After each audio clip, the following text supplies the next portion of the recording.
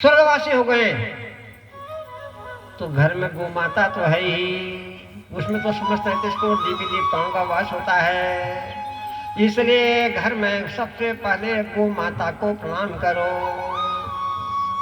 अब आजकल तो गौ माता पालने में बड़ा कष्ट होता है।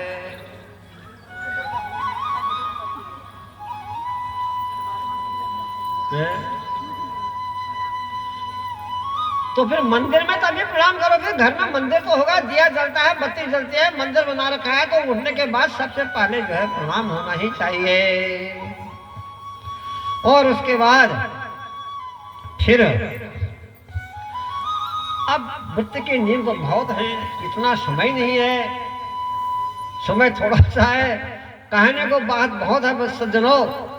तो इसलिए फिर जो है आज शिवपुराण हो रहा है, यज्ञ हो रहा है, भागवत हो रहा है। भगवान आज मन में हर्ष और उल्लास हो सुबह से ही कि भैया मेरे जीवन का आज अमूल्य दिन है। मैं आप भगवान की पूजा में नियुक्त किया गया हूँ, मुझे आप मंदिर में जाना है, मुझे भगवान की पूजा करनी है।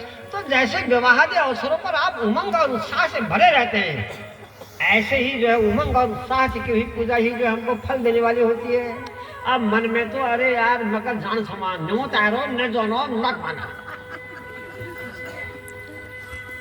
क्या ऐसा कोई भाव होता है?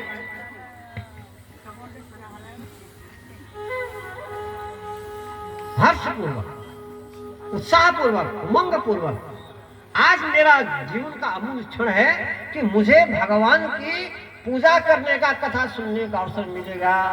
ऐसे जो है प्रसन्न होकर के भगवान के मंदिर में जहाँ पर पूजा हो रही है, यज्ञ मंडप में है, वहाँ पर जो है जाना चाहिए, वहाँ पर ब्राह्मणों का जो वर्ण करना चाहिए।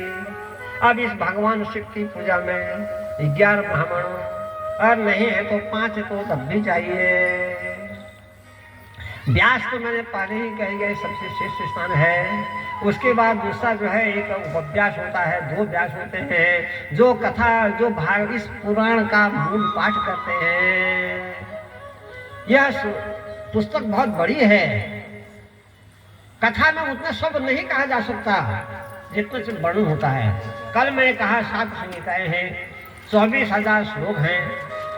इसलिए इसकी पूर्णता करने के लिए जो उपव्यास की नियुक्ति की जाती है, वह कथा का मूल पाठ करते हैं। आचार्य होता है, कुल पुरोहित होता है आचार्य। आशीनोति यत् शास्त्रं स आचार्य, जो शास्त्र की विधि से पूजा को संपन्न करावे उसका नाम आचार्य कहा गया है। ब्रह्मा, ऋतिक, सदस्य, जप करता, पाठ करता, हवन करता, कोई रुद्री पाठ करता है, कोई जप करता है, कोई गीता पाठ करता है, कोई विष्णु सहस्रनाम का पाठ करता है, कोई शिव सहस्रनाम का पाठ करता है। तो अनेक ब्राह्मणों की आवश्यकता यहाँ पर होती है। लेकिन यथा समय जैसा विसंभव हो वैसा मनुष्य को आत्मवित्तानुसारेण, यह नहीं कि ब्राह्मण तो बुला दिए लेकिन वित्त नहीं हुआ तो बड़ा गड़बड़ हो जाएगा। इसलिए यह सोच समझ करके जैसे भी है उतना आत्मवित्तान जैसा धन है, जैसी वृत्ति है उसके हिसाब से सोच समझ करके ही ब्राह्मणों का वर्णन करना चाहिए। तो इस प्रकार से यह पुस्तक का पूजन करना चाहिए, क्योंकि यह शिव पुराण जो है भगवान साक्षात शिव की वांगमयी मूर्ति है। इसके दर्शन करने से भगवान शिव के दर्शन की प्राप्ति होती है, इसकी पूजा करने से भगवान शिव की पूजा की प्राप्ति होती है, इसके दर्शन करने से तीनों के स्वामी सभी देवताओं की, क्योंकि लिंग भगवान का लिंग स्वरूप है। लिंग कथा आप कैसे प्रकट हुआ कल सुनेंगे। तो इस प्रकार से इसमें सारे देवताओं का वास होता है। यह व्यास का आसन है। यहाँ पर सभी यत्रेव गंगा यमुना त्रिवेणी गोदावरी सिंधु सरस्वती च सर्वाणि तीर्थानि वसन्ति तत्र यत्र चेतो द्वार कथा प्रसंगे। भक्तजनों, यहाँ पर गंगा यमुना त्रिवेणी सरस्वती काली नदी सब तीर्थों का वास है, सब मंदिरों का वास है, सब देवताओं का वास है। क्योंकि अन्य जगह में तो हम हरिद्वार जाने केवल एक ही जगह जाएंगे, कुरुक्षेत्र में जाएंगे एक ही जगह जाएंगे। यहाँ तो हमने सारे तीर्थों को बुला रखा है, निमंत्रण दे रखा है। दक्षतों से जो कलश में वहां पर सर्वोपत के ऊपर से सब देवताओं का आह्वान किया गया है, स्थापन किया गया है। हमारे यह बड़े सौभाग्य की बात है। यहाँ तो हमको सभी देवताओं की पूजा यज्ञ में जल से हो जाती है। इसलिए इस पुस्तक को प्रणाम करने चाहिए। बिना पुस्तक और वक्ता को प्रणाम की ही कोई पूर्ण फल की आशा नहीं रहती है। इसलिए इसको श्रद्धा से प्रणाम करने के बाद मैंने भगवान गणेश की पूजा और पंचांगी कर्म करने के बाद श्रद्धा भक्ति से इसको सुनना चाहिए। यथाशक्ति इसमें सुंदर जो है पत्र पुष्प फलम तोयम भेंट अर्पित करनी चाहिए श्रद्धा रूपे। और उस यज्ञ मंडप को ध्वजा पताका से सुसज्जित करना चाहिए।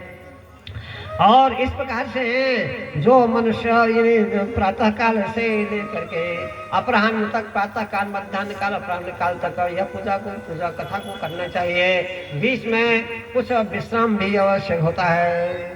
इसलिए थोड़ा विश्राम करने के बाद फिर भगवान की स्पष्ट कथा को सुनना चाहिए। जो मनुष्य जो है इस कथा को जो है श्रद्धा से, प्रेम से, भक्ति से सुनते हैं तो अवश्य में उनकी मनोकामना जो है पूर्ण हो जाते हैं। बल्कि जो लोग इसमें विघ्न डालते हैं, जो यहाँ पर शराब पी के आते हैं, जो यहाँ पर जो है किसी को जीतने से आते हैं, कोई शास्त्र की इच्छा से आता है, कोई कैसा है, कोई मेला देखने भागवत सुनने को आना है, देखने को क्या है यहाँ? रामलीला तो नहीं हो रही ना यहाँ, रंगमंच में कोई अभिनय तो यहाँ नहीं हो रहा है ना। यहाँ तो ज्ञान की गंगा बह रही है। तो यहाँ पर तो सुनना है और सुनने के साथ मनन करना है। मन में भी जो है कि क्या कह रहे हैं, क्या ये ठीक कह रहे हैं। अगर आपको ठीक नहीं लगता है तो आप पूछिए। चलो सभा में नहीं भी तो एकांत में तभी पूछे कि गुरुजी आपने यहाँ पर ऐसा कहा, क्या यहाँ पर ऐसा होता है? हमने तो ऐसा सुना, आप कीजिए, तर्क वितर्क से ज्ञान बढ़ता है, ऐसी कोई बात नहीं। तो अब इस प्रकार से श्रोताओं को समय भी हो गया है बोलते बोलते। और थोड़ा सा यहाँ पर जो है कीर्तन